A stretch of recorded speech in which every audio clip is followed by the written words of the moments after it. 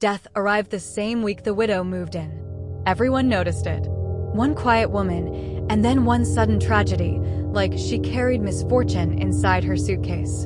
And the worst part was that the tragedies never stopped. They only grew closer, sharper, and more personal. Her name was Mrs. Harrow. She moved into the old blue house at the end of Maple Street, the one that sat empty for so long that vines swallowed half its porch. She seemed calm, gentle, almost fragile. She thanked neighbors softly, waved politely, and smiled with an expression that never quite reached her eyes. But 3 days after her arrival, the Johnson baby nearly died. A week later, Mr. Lee fell down his staircase. 2 weeks after that, the mailman crashed so badly he couldn't walk for months. People whispered. Ava Brooks watched. At 16, Ava noticed everything. She didn't trust coincidences, and she didn't trust soft smiles that hid too much. Something about the widow felt wrong, like she wasn't just watching the neighborhood, she was studying it. What happens next will truly shock you. Get ready, because this story is packed with secrets and betrayals you won't see coming. We love hearing from you, so drop a comment below and tell us where you're watching from. And for more intense tales of justice and revenge, make sure you're subscribed and have notifications turned on. Now, let's claim this midnight story. Ava started taking notes. She made a list of every person who spoke to the widow and the tragedy that followed. Her friend Kayla thought she was being dramatic. She's just old, Kayla said. Old people give weird vibes. That's not a vibe, Ava answered. That's a pattern. But adults brushed her off. Her mother scolded her for making up stories. Her father told her to stop spying on innocent people. Then tragedy reached her own home. One Saturday morning, Ava's father collapsed in the backyard. No warning, no explanation. He would have died if the ambulance arrived 1 minute later. As the paramedics rolled him away, Ava saw something that made her blood run cold.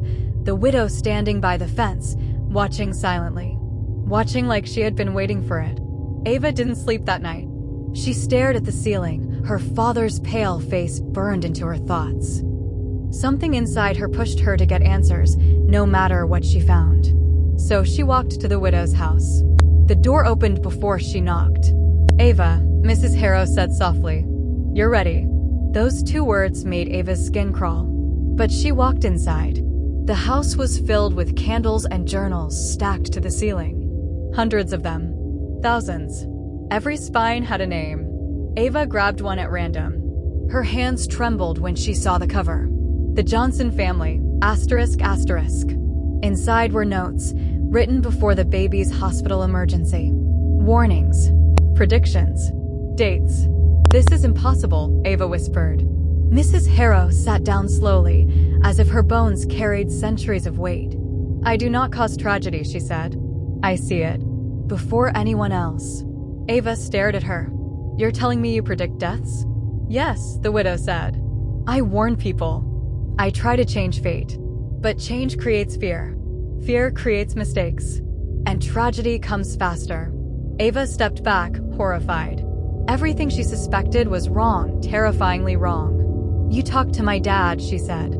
I tried to push him to seek help, the widow whispered. His collapse was meant for tomorrow. But fear pulled it closer. And that early moment saved him. Ava's breath shook.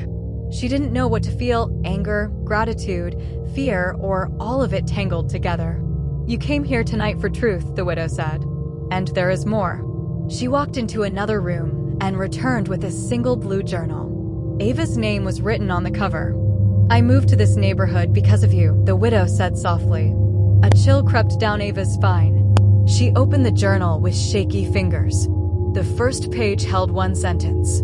October 14th, the turning, ***. Turning into what? Ava whispered. I do not know, the widow said. Only that something will happen. Something that will change your life forever. Ava felt panic rise inside her. The date was 1 week away. Can I stop it? She asked. You can delay it. The widow said softly. If you stay careful. If you stay home. If you stay calm. Ava left the widow's house with her heart pounding. She told no one. She barely ate. She barely slept.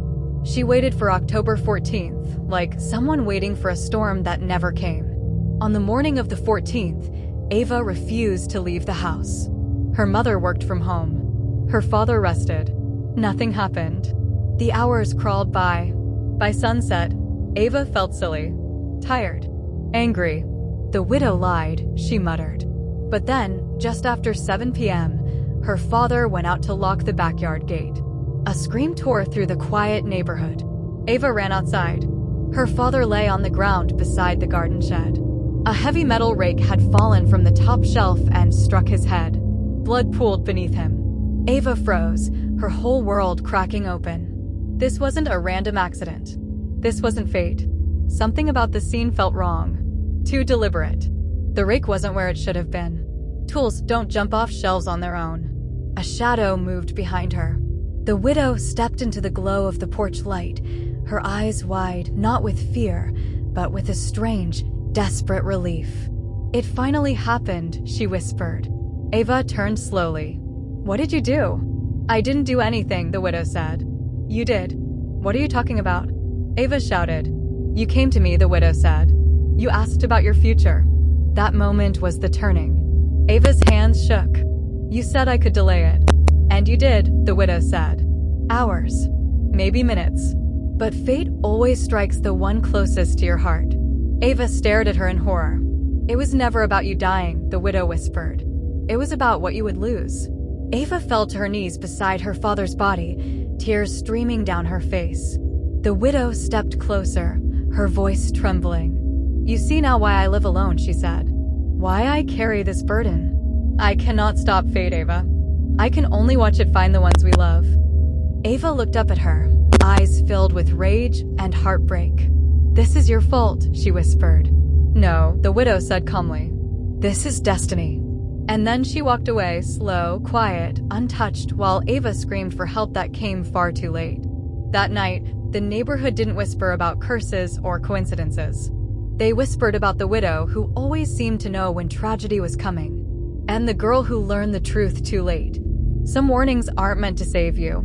Some warnings are meant to prepare you. And some destinies come for the person you love most, whether you run toward them or away. If you enjoyed the story, please make sure to like and subscribe.